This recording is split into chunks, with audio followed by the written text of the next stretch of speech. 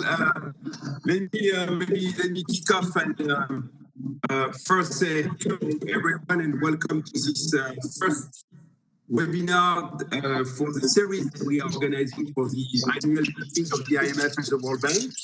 As you know, there's been a tradition from the Reinventing Bretton Woods to organize for many years a global macroeconomic program in Washington and outside Washington.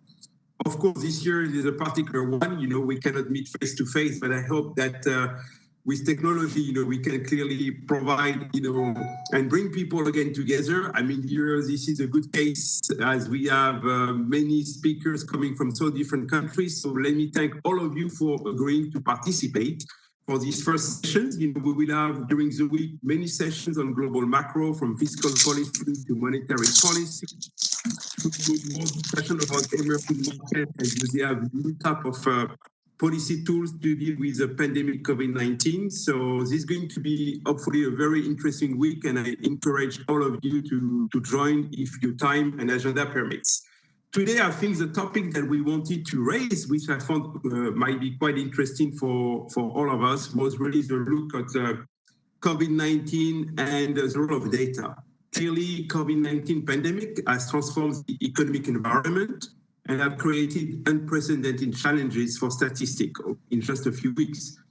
And I believe that the post-pandemic world will likely see a long-lasting effect about the functioning of the economy, from consumption, from investment, from working from home, from patterns of demand, and global value chain, employment dynamics, income distribution, as well as financial.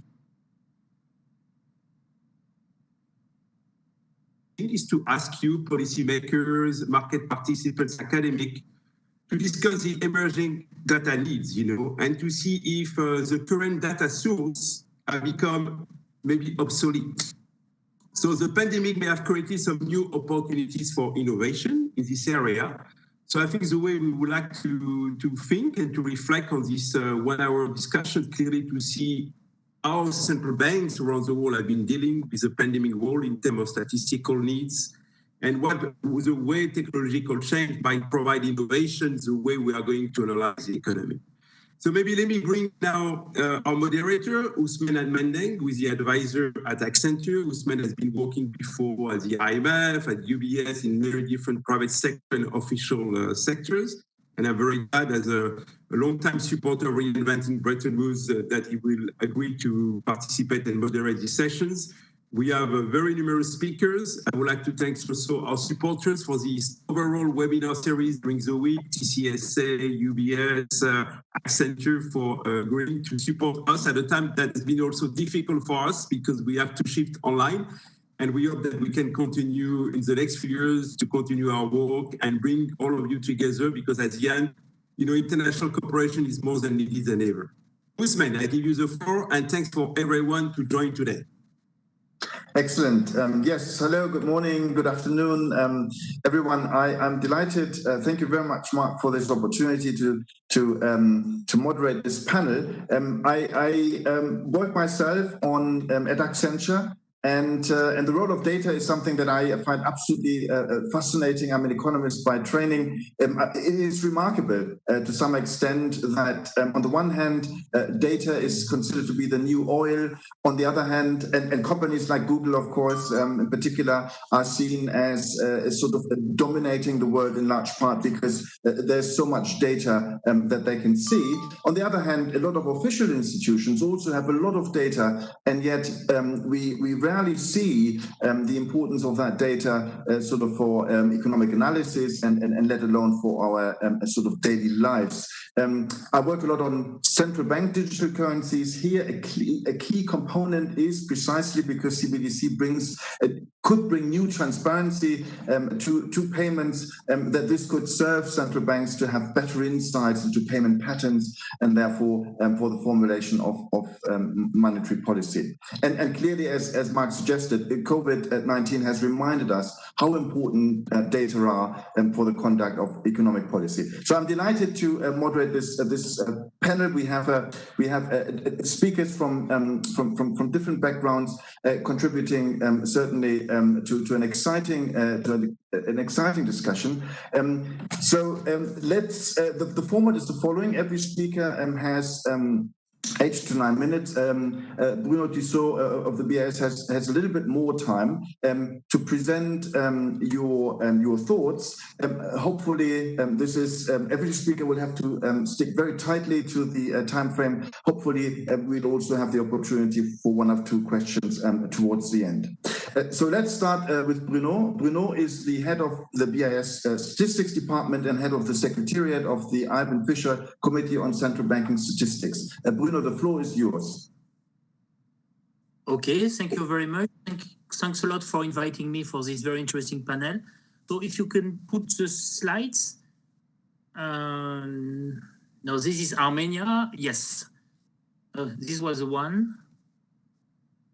Okay.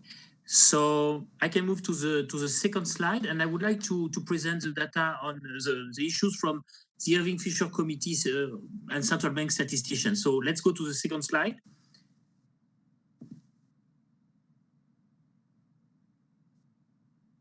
So So of course, COVID has a big impact on official statistics. What I would like to emphasize is the importance for central banks, because central banks are producers of statistics and they are also users of statistics.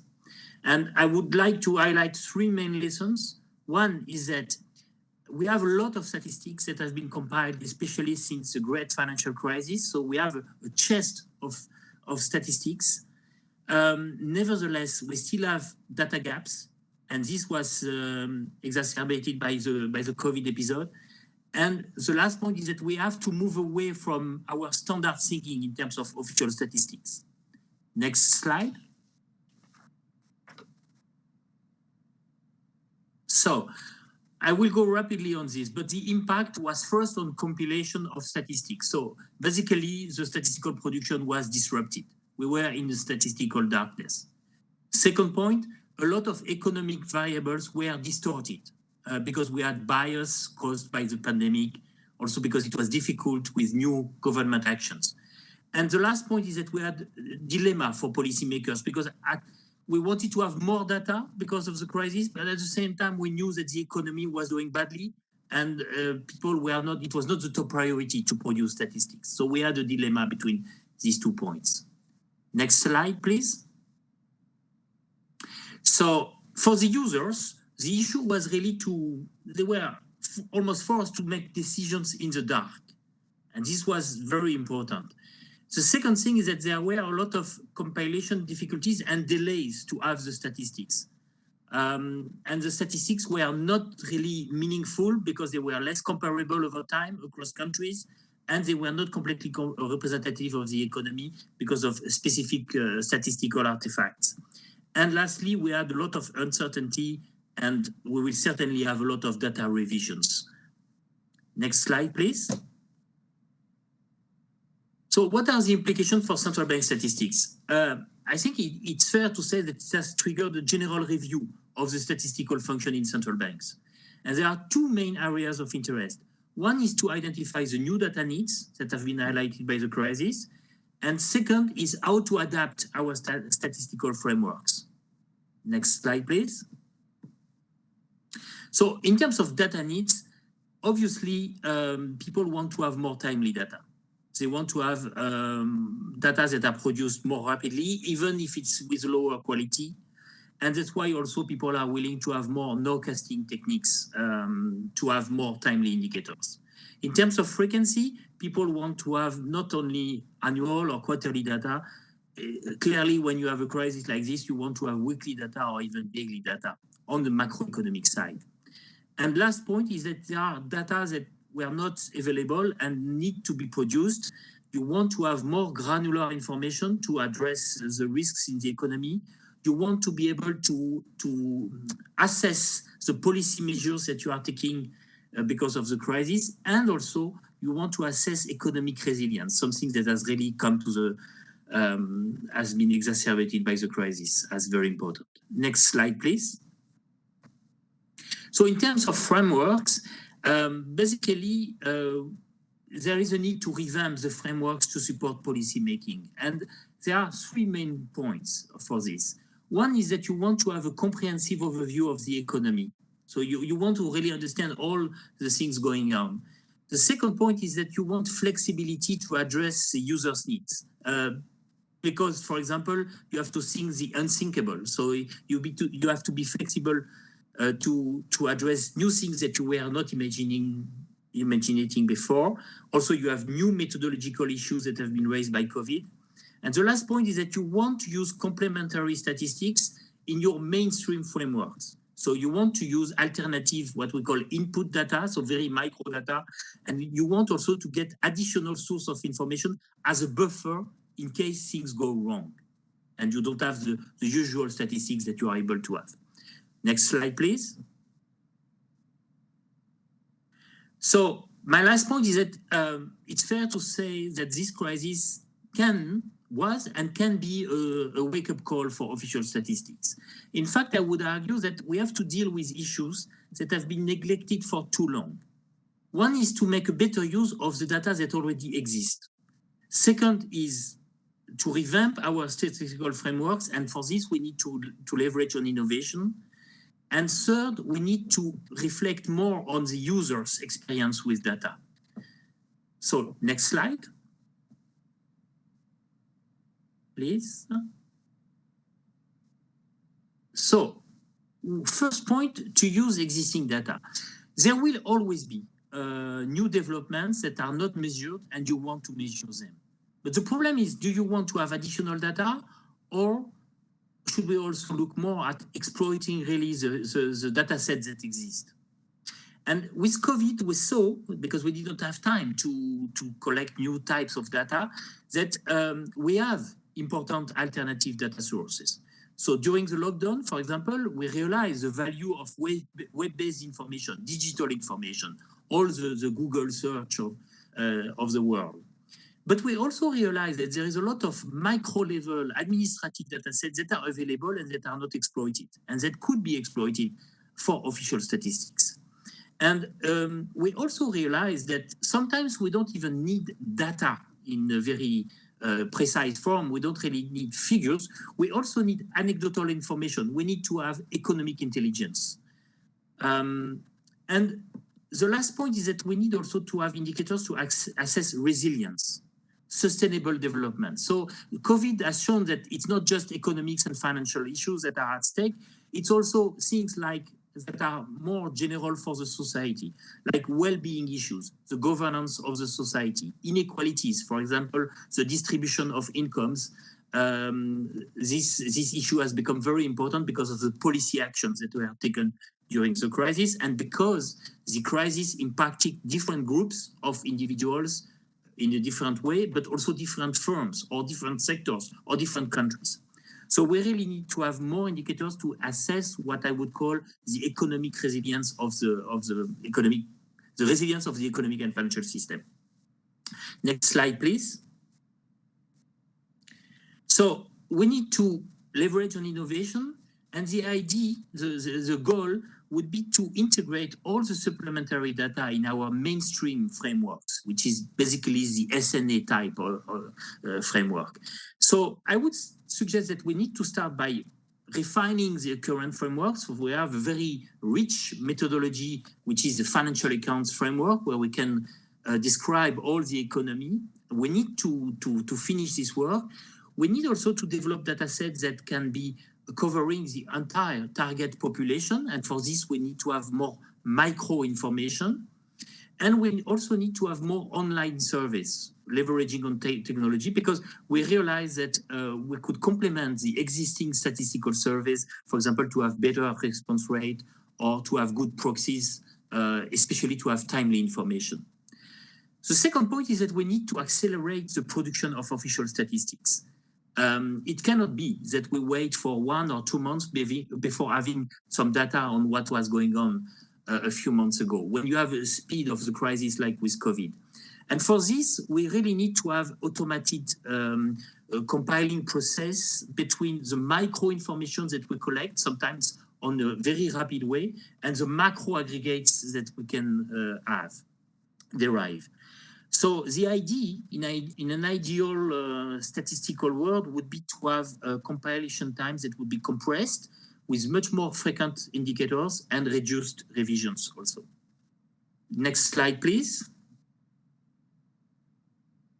and I think I will finish with this. We need to focus more on users, what I would call here improving users' lives. The crisis has provided an opportunity to revisit the user's experience with data, to reassess whether the statistics are used to their full potential, whether the users are aware of the data that exists and that can be used, and also to explain to the users where they should turn to when they need some information. The starting point is that we need to think the unthinkable. So we need to be prepared for things we are not always sure that will happen. For this, we need to have more cooperation to exchange on initiatives, on experience. We also need to develop data sharing. So it's not because you are producing your own statistical data set that you should not be interested in the other statistics that could be available. So there should be much more exchange and data sharing among official producers of statistics. And I think at the international level, we need to have also, at least we have seen with the crisis that we need to have a response at the international level. Already we have a platform, we have several platforms that have been developed to exchange experience by the IMF, the OECD, the IMF. We have a platform where you can go and you can see what our country is doing. And the ultimate goal is really to improve statistical literacy, the usefulness of data, and the dialogue between producers and users. And for this, really, you really need to exchange on knowledge, experience, and this is part of the key objectives of the BIS, but also of the Irving Fisher Committee. So I would like to stop here because I think I've reached my 10 minutes. Thank you very much. Thank you very much, Bruno. Very interesting to hear you say that the crisis was a wake-up call for official statistics, certainly a wake-up call for many other aspects as well. Karel Musil, you're next. Karel is the director of the Macroeconomic Forecasting Division of the Czech National Bank, the Central Bank of the Czech Republic. Karel, the floor is yours, please.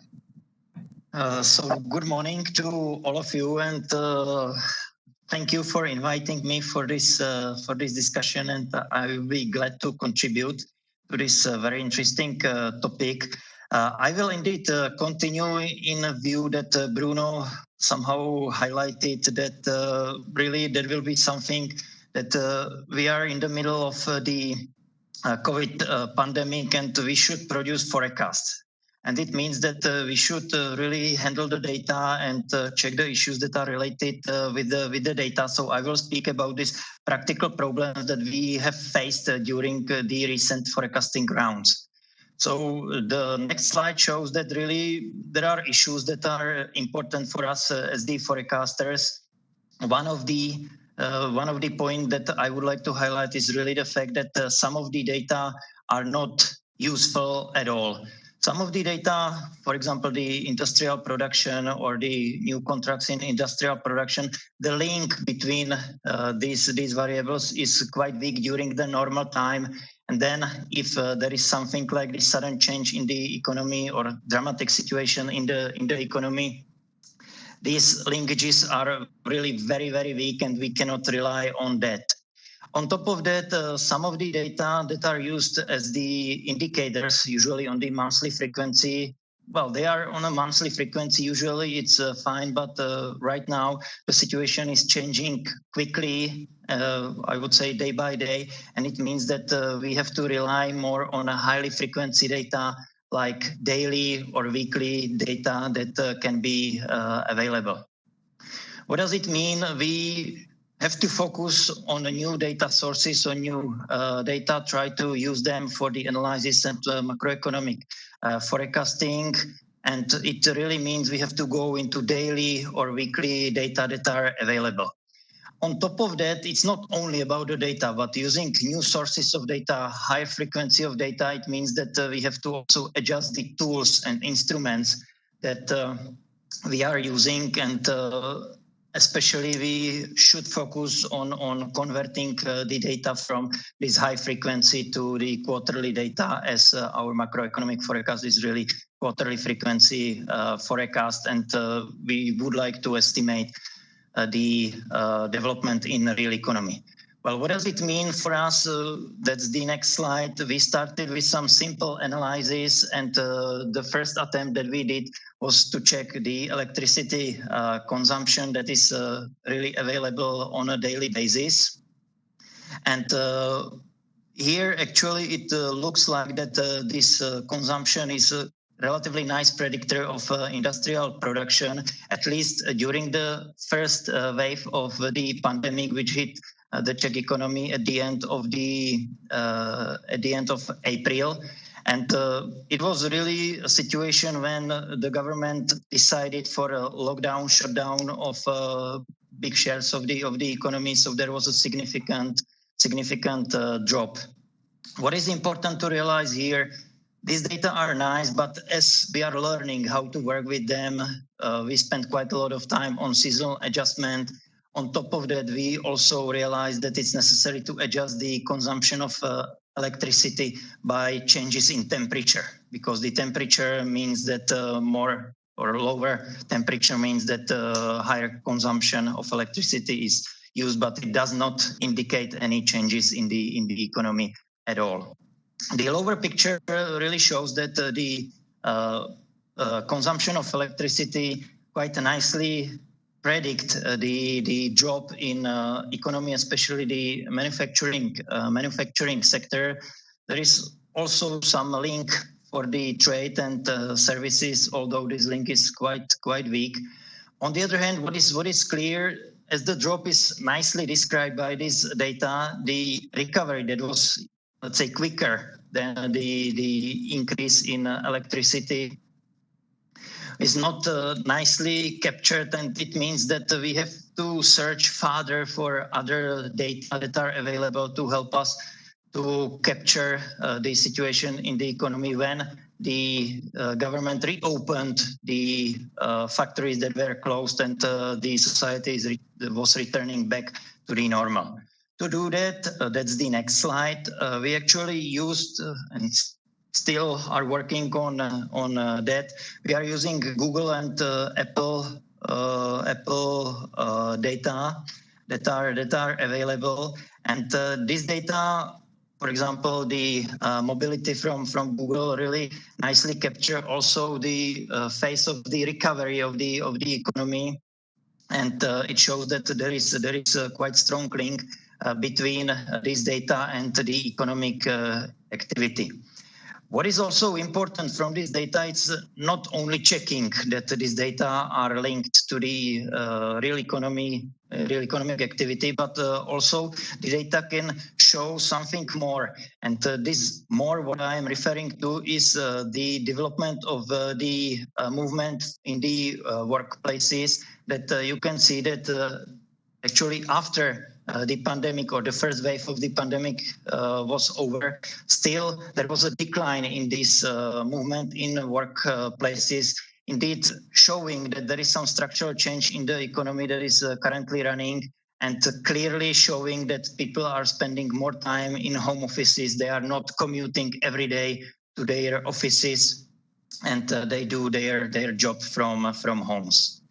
The same actually shows also the data that are available from maps from Apple, or we are also using data that are available from the mobile operators in the Czech Republic, indicating what is the movement of people. So actually what is available for us, it's not only showing that people are still commuting to the work or walking during their rest time, but we are able to also identify how frequently people are going to groceries, drug shops, retail, all these things, how long they stay there. So it means that we are able to somehow capture what is the pattern in behavior, and especially changes in their behavior, their consumer patterns. So these are very useful data that we are using, and it's not only about the real economy, I mean checking what is the situation about the real GDP, but also other sectors or parts of the economy. This is the case, for example, for the labor market, as it is shown in the next slide. And here is the example of using Google Trends for estimating what is the development of the unemployment in the Czech Republic. And the upper picture really shows that there is a significant change in the unemployment rate, which actually was confirmed by the observation as we had at the end of the second quarter, and some clear tendency for the normalization. What is also nice about this data that the Google Trends are not only source of the data. We are comparing this data to cross-check the reliability of this data with other data sources, for example, business and consumer services. And indeed, also these data that are available at a higher frequency compared to the official statistic confirms this pattern. And again, what is clear here, we thought about the COVID pandemic as having really big impact on the services. That was the sector of the economy that was hit by the most. And we can see also from these surveys that the unemployment in services was declining, and indeed this trend is still continuing. So Karel, I'm afraid that the time is up. Can you please wrap up?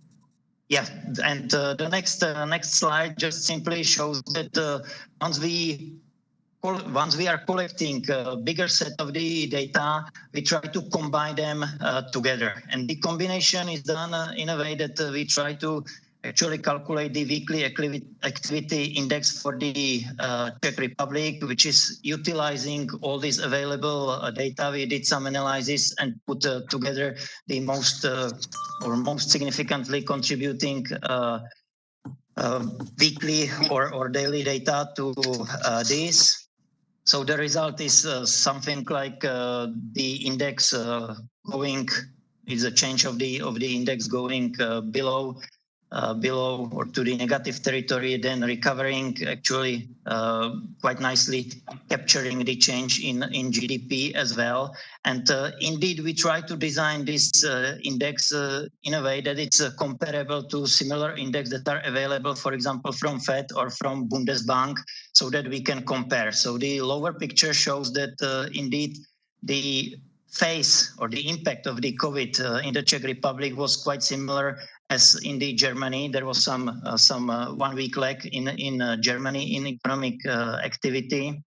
And this is another important source. I mean, the comparison of these indexes for us as the Czech economy is a small open economy, heavily dependent on Germany. So this link and co-movement between these two indices is quite important. Karel, we will need to leave it there because okay. Yeah. Look, so the last sentence, maybe just the last sentence. I would like to highlight that although we did quite a lot of work on identifying the first wave of the pandemic and then the recovery, still the data are not able to capture the second wave of the pandemic that is actually appearing in the Czech Republic, which means that we have to continue in searching and analyzing this data. So thanks a lot. Thank you, Karel. Thank you very much. I'm very sorry, but we need to be very strict, 8 to 9 minutes, because otherwise we will not be able to allow every speaker to speak. Ian Goldin, please, the floor is yours. Ian is Professor of Globalization and Development at the University of Oxford. He's also looking at how technology impacts the economy and society. Ian, the floor is yours. Thank you very much. And let me go through 7 points briefly in hopefully 7 minutes. 7 statistical challenges. Firstly, what has already been said, the disruption that's been caused, staff at home unable to do surveys for price indices, unable to contact businesses, a massive gap in data. Second, the lags, which have been emphasized already. We so used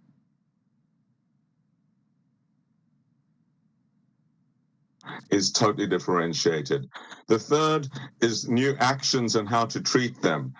When firms are supported by governments, do we call that investment? Do we call that state aid? Do we call that depreciation? How do we think about this new form of it, and where do we categorize it? The scale is so big of what governments are doing that this really matters, what our statistical choices are on these things. The fourth is online and digital creates a gray space. We just don't have the data for many of the things, and we also don't know where it's resident. When workers are working from home, where are they? Are they in country A, B, or C?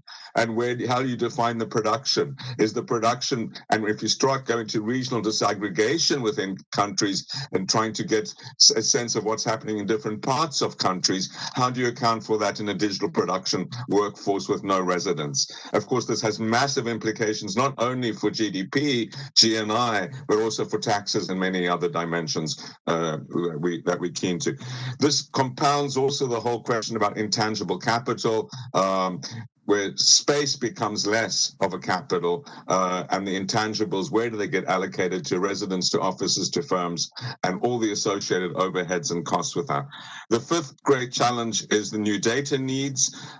We know that we need much more granularity on inequality, a growing focus on race, on gender, on age, on location, but also on some other dimensions of this.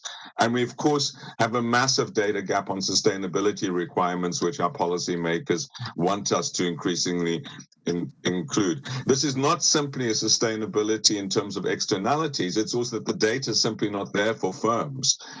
We don't know often what the carbon footprints are, the water use, the plastic use, etc. of firms. And when our policymakers want that data, we have 260 different accounting standards that firms are using to represent this data, all of them incompatible and most of them superficial when you try and drill down on it, and it's unclear what they mean in terms of production trends. The sixth great challenge is in our own economic thinking, the role of the public sector, the role of the private sector, how we differentiate things across that, how we incorporate sustainability is a massive gap in many areas, a massive gap around the firms, and of course the whole well-being agenda, the GDP dashboard agenda, which we increasingly are demanding. The seventh is a call for innovation. Productivity is absolutely central to growth. We are very poor at understanding the causes and the output of productivity. This whole question about online remote working, its impact on productivity, in some respects raising it, but then of course you have the question of hours. What are the hours people are working? An absolute key dimension of productivity. And then there's the bigger, longer term question is this going to slow down innovation, etc.? This is a concern for everyone, not least this profession represented on this remote meeting. Is our productivity going to be slowed down by it as we're less able to collaborate and work together to have creativity? Investment in research and collaboration, how is that going to be impacted for our profession and more broadly? Are the old agendas which we were focused on, including the agendas around independence of central banks and their research capabilities being eroded through this? It seems like the line between central banks and treasuries is being severely blurred. Central banks doing what we thought they could not do before, which is basically funding the fiscus. And this is a massive question, which I think central banks and institutions responsible for them need to be thinking about. We have a new agenda. We need to be redoubling our efforts to think about these new issues, but not forgetting the old issues because they haven't gone away. They come back with a vengeance. We need to look to ourselves to be more creative, more productive, and redouble our efforts at this very challenging time. Thank you. Fantastic, Ian. Thank you very much for these great comments. Javier Perez is Director General of the International Economics and Euro Area Department at the Central Bank of Spain. Javier, the floor is yours. Thanks so much. Thanks to Mark and the team, for the possibility to be here. So I had some slides. I don't know if they can be uploaded, but I can. Okay, thank you. You can jump to the third one if you don't mind. One more. Next slide. Then The next one, please. Thank you. So it is true. No, the previous one, sorry. So it is true, I mean, that we are talking about this issue here, not only because of COVID. I think COVID has certainly put to our faces, I mean, the need to really dwell into this situation, this new situation. But what's more important here is basically that we've been over the past years in a situation in which we're really flooding in data, and we are able to talk about these issues. I mean, to go through this very extensive, I mean, and detailed number of issues, as Professor Goldin was before talking about, because now we can do that. I mean, first, because it will have the way of looking at this huge amount of information, and not least, I mean, we have the computing powers. I mean, we can work on the cloud. We can really we have this increase massive amounts of ability, I mean, to really store information. So now we're talking about these very detailed issues, and we have to see how to really take advantage of this huge and open field, because we can do that actually. And this is something that maybe even 5 years ago, I mean, we would be talking about in a very different situation. So very quickly, really, what I just wanted to put in front of you is that just some let's say success examples of where we are looking at. No? For sure, I mean, it was quite clear in a previous presentation that of this new data, I mean, like credit card data, internet data, information that can be based on algorithms and techniques, all these things has been, and it's been very instrumental to improve our real-time abilities to really detect what's going on, and then to really take the right decisions. As Bruno was talking at the very beginning, I mean, think about March. I mean, we were really in a hole. I mean, we had no information. Without this, let's say, new and structured sources of information, we would have been totally in the dark, and we had to take decisions at that very moment. And then the second huge, let's say, mine of data that we have now is to look at text. So basically, text is how our societies express themselves by newspapers, by reports, by everything, amounts of information, by legal text, and so on. So basically, this mine is very important in many dimensions. Two dimensions I wanted to highlight, in which we've done some work, and I will put very quickly a couple of examples now, is first how to measure things that were hard to measure, or that we don't know how to measure, or that we just can proxy, so we can expand. And one thing is uncertainty. Uncertainty is key for economics, is key for decision-making in every aspect of our lives, to say the least. No? And the second thing is that, of course, I mean, we have to realize that, for example, a central bank has to communicate to the public, and communication has many dimensions. And one dimension is how we communicate through our, let's say, reports, no? How we convey messages. And what we learned in this last couple of years, and more recently over the past years, is that you can convey messages, you know, when you publish forecasts, but you can convey risks when you talk to the public, and this can be done via speeches, or via the sentiment that is embedded in how you talk, in your financial stability reports, in your general overview of the economy reports. So if we can move to the next slide, one just of some examples. Next slide, please. Yes, thank you. Is this index of economic policy uncertainty that we did for Spain, in which, I mean, this is a very popular way of measuring uncertainty nowadays. And I just wanted to highlight that the one issue that was commented before, and it's about the data frequency.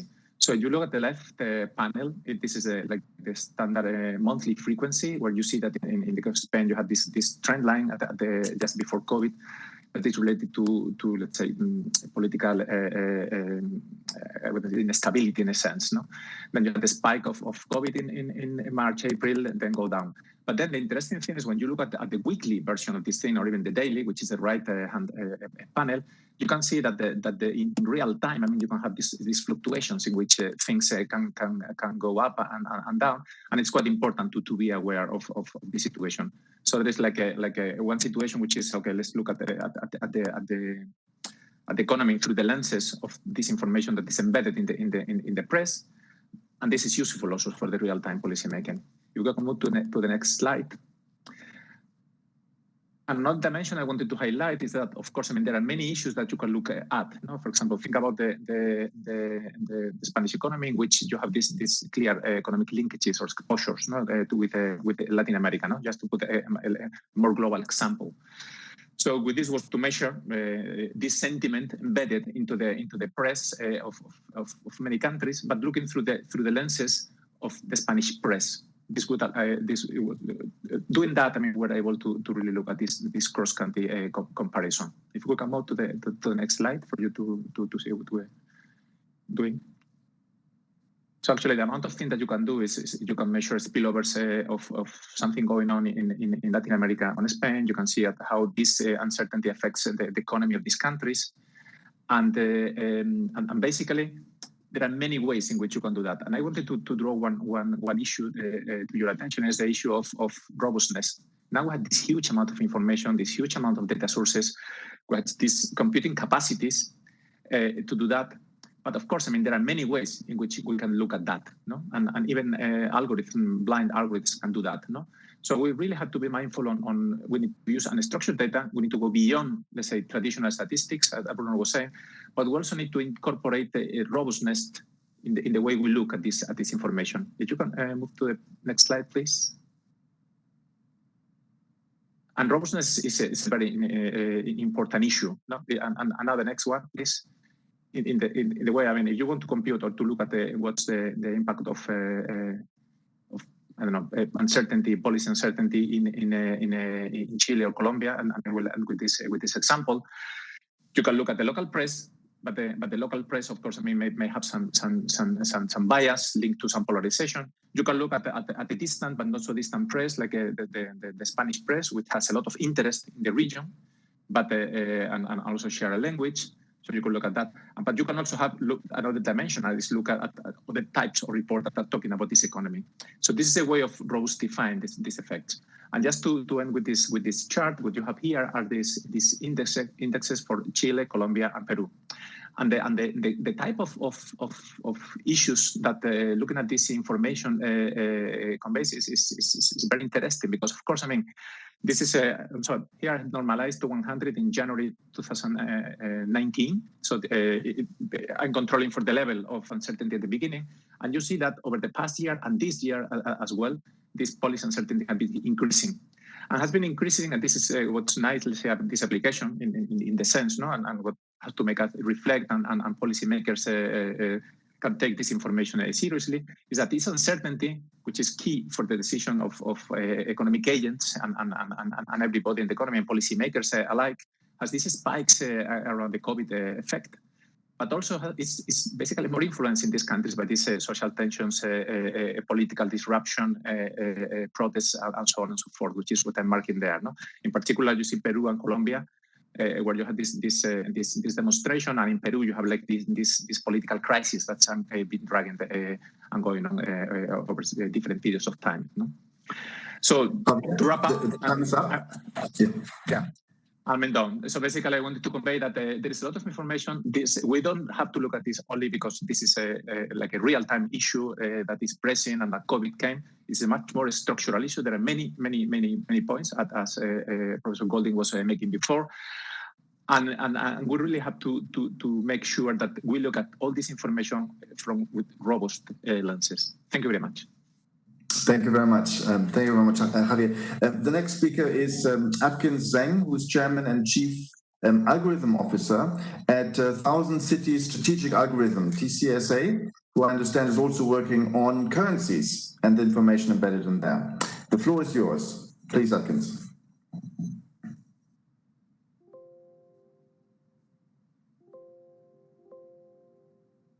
I think your microphone is on mute. Unmute. Hi, can you hear us now? Yes. Okay, great. Thank you. It is really an honor for us to take part in this conversation with both experts and practitioners in attendance. I firmly believe that we will gain foresight and wisdom from our collective exchange of ideas today. My name is Adkins Zheng. Just to let you know, I'm also speaking via a simultaneous interpreter here. I'm the Chairman and Chief Algorithm Officer of TCSA. So Since the beginning of time, human civilizations have always relied on frameworks, strategies, processes, and instruments to achieve collective objectives. Among the four elements I mentioned above, framework should be the most important. And that is why I wholeheartedly concur with Bruno's speech earlier. Indeed, Bruno stated that we can choose to be ambitious when facing challenges posed by financial big data. Now, the obvious question arises then, how should we revisit existing systems? What kind of new conceptual framework shall we adopt to deal with the post-COVID world? Adam Smith gave the world the free market theory. Indeed, market-based economic systems have significantly enhanced the progress of industries as well as the prosperity of societies. However, the accompanying level of chaos and disorder resulting from market competition has also increased exponentially. When the negative impact of economic chaos and disorder grow to outweigh the positive benefits of economic growth, as we are seeing now during the pandemic, economies face imminent danger and potential collapse. Today, the global economy has long been structured under a one-dimensional framework driven by efficiency price and competition. As you can see on the slide, as we all know, Keynesian theories subsequently proposed a hybrid approach where governments are supposed to intervene in the economy to reduce the level of chaos and disorder in the free competition-based economies, while simultaneously stimulating economic growth out of recessions, reduce unemployment, and achieve demand-supply equilibrium. Unfortunately, when governments attempt to intervene, control, and stimulate free markets based on a one-dimensional framework, they often find unintended consequences and side effects. The more governments want to lower the level of chaos, the more new and different chaos are created. This leads global economies towards ever more chaos, only now on a larger scale and at a deeper level. As much evidence has shown, and most of the speakers have shared, public infrastructure spending, quantitative easing, and stimulus packages are gradually losing their effectiveness. In our humble opinion, the Keynesian model also did not discover an economic framework capable of sustainable endogenous economic growth. So the next level innovative breakthroughs will require a cross-disciplinary integrated approach, combining not only sociology, economics, data science, but also a new economic framework. In this regard, we have developed a method to achieve two significant and fundamental breakthroughs. First, our system innovates upon existing international accounting standards, such as the National Account System, Government Finance Statistics, and Monetary and Financial Statistics Manual and Compilation Guide. By separating macroeconomic systems into distinct parts and stratifying demand and supply prices into different layers, we have developed a whole new framework. Second, TCSA has developed a methodology to overcome the technological bottleneck of computing extreme quantities of granular data at a national level. Current tools and methodologies cannot effectively manage overwhelming volumes of multidimensional and multi-layered economic data, not to mention effectively collecting or analyzing such data in real time. We use all national monetary transactional data as the data source to derive an all-new data nucleus, or, if you will, the basic building block of macroeconomic data, which maintains the same standardized dimensions on the economic data of all entities within a society, from the individual to the family to the corporation and even all the way to the municipal and central government. So TCSA can help central banks establish a multi-dimensional data system that connects retail terminals and various other payment technologies to the central bank and gradually establish a value anchor for sovereign currencies. Thank you very much for your time and attention. I look forward to more discussions during the Q&A section or even after the webinar. All are welcome. Thank you. Thank you very much.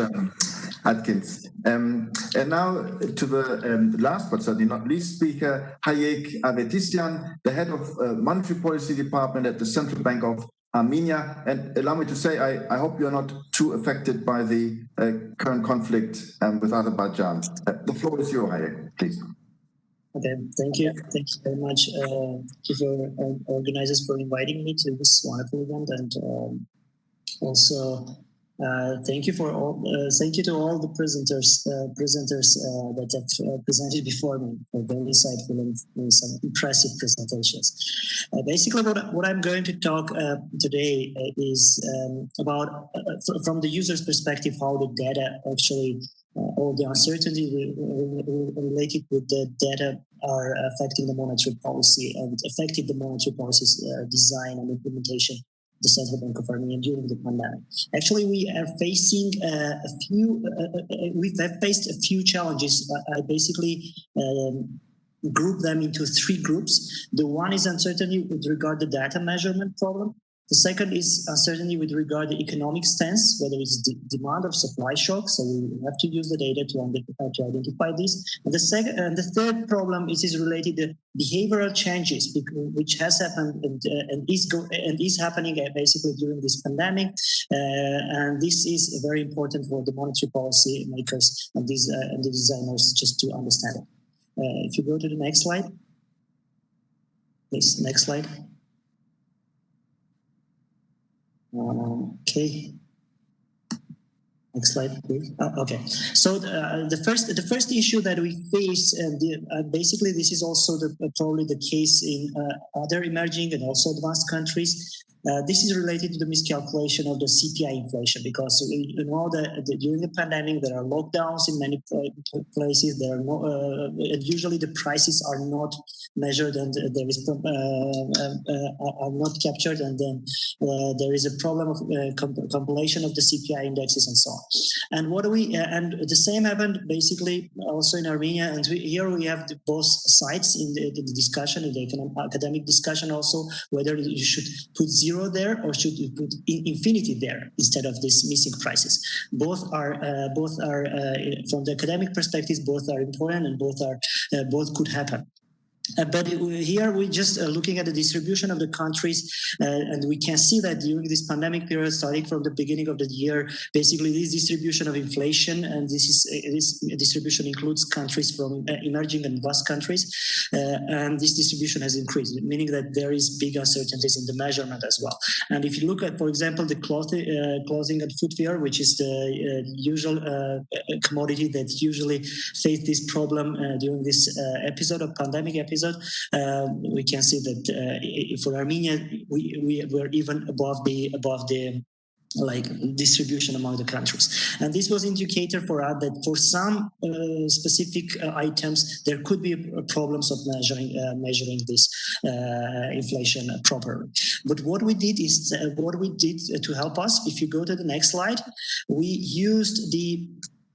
tried to use some online high-frequency data from the online sources, which we collected from the different supermarkets and the other online shops that we could use. And if you can see here in this April-May period, the official CPI index, which was this gray line, it was basically registered as a higher inflation that we could collect from basically calculate from the online sources, meaning that there was some problem there for sure during this period. And at this episode, and we then identified that this problem was related to this clothing and shoes items, and also some items related to these hospitalities, restaurants, and and culture museums, and some culture related items, there was some imputation in the data, and this was and there was a registered increase in the inflation. The next problem, I will go to the next slide. This is the measurement related issue that we try to overcome. Then if you go to the next slide, we have we have another problem, and basically our colleague from Czech Republic, Karel, has basically had a nice presentation on this issue, and this is about the nowcasting using a high frequency data for the nowcasting.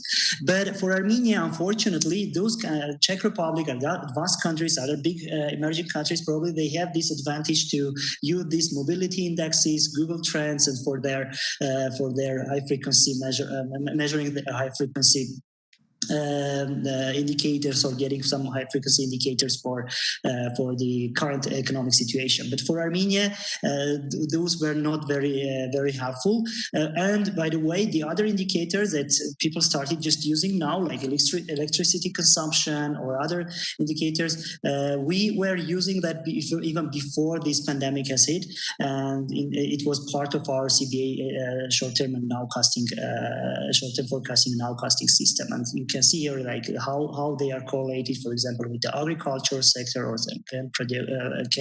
production, especially sector, and so on. If you go to the next slide, so basically what means here that these high frequency indicators were not very helpful for us. But what we actually discovered before going to this survey, I wanted to mention one thing that we have discovered, that inside the central bank, we have discovered a big unused databases, which were in supervisory reasons. People were using this for supervisory, and for now we understood that we can use it also for the macroeconomic forecasting and macro and nowcasting reasons.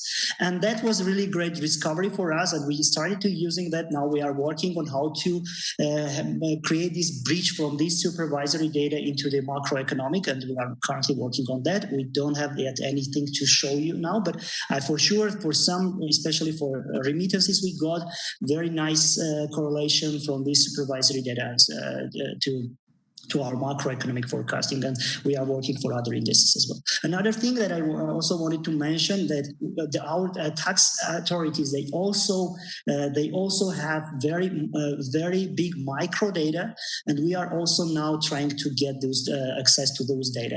Of course, this is another institution, so we have to be into the negotiation process, whether we can have an access, what kind of access we could get. But this is very important, and this is very useful data. We have used it once just to get an idea whether we can use it, but this is very important database, and I guess in many countries it's also the case.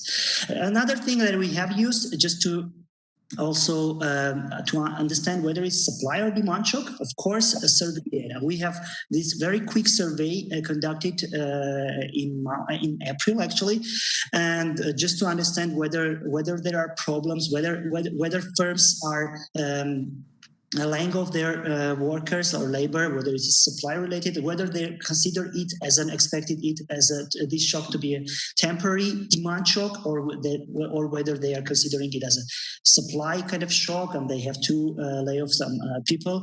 And this is just a few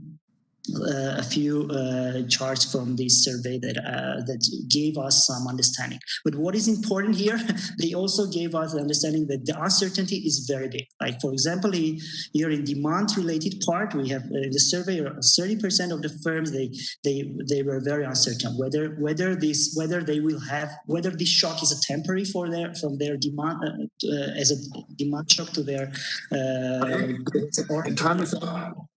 Okay. The final slide, and if you go to the final slide, this is just to give you the next slide. Okay, and here another thing, as I mentioned, another important problem was whether we have these behavioral changes on there. Here is just an example of the tourist substitution effect, because we had this tourism. Of course, the tourism has declined from the export of tourists, but we have also people who are going and consuming tourist services outside. So whether there was a shift from our tourists inside tourists towards the hour. And here we have used these credit card transactions, just to get an idea. And this was a really great use for us, just to understand whether our domestic consumer, they have changed and started to consume in our domestic hotels and domestic tourism sector. And we have this. We can see here some spikes in October, but this was just a very short spike. And this. Okay. Thank you very much. Yeah, it's my. Sorry, we are on the hour. We need to stop. Apologies. Look, we are on the hour. Thank you very much for your participation. And the time was a bit tight. Look, I think it was a great discussion. Clearly, COVID-19 has served as a reminder that there remain important data gaps, and both and for data gatherings as well. I have to admit, I'm surprised the central banks are not using more the monetary data. Javier mentioned the use, and Hayk as well, of credit card data. I find it surprising that at the doorstep of central banks, there seems to be so much data that doesn't seem to be used. Look, this is it. Thank you very much. Mark, do you have some final comments? Okay, look, if not, then let's conclude here. I hope maybe the debate now about digital currencies will change that, bring new data and offer new opportunities to central banks to have a better overview on the monetary side, what is going on. Thank you very much, everyone. Participation. We appreciate your participation, and we hope to connect with you via email after. Thank you. Thank you. Thank you, everyone. And sorry, I was unmuted, so apologies, Ousmene. Yeah, thanks for all the participants for contributing to the sessions. Tomorrow, our next session will be really about emerging markets. I think we have a very nice group of speakers from government central banks to look at what might be the new policy space for emerging markets. It will be starting tomorrow, 11 a.m. Paris time. So we look forward to welcome you as guests if your time allows. Thanks again. Thanks for all of you, and we'll be in touch for whatever other discussion will be on this topic. Thanks. Thanks, everyone. Bye-bye. Bye-bye. Bye. Bye. Bye. Thanks.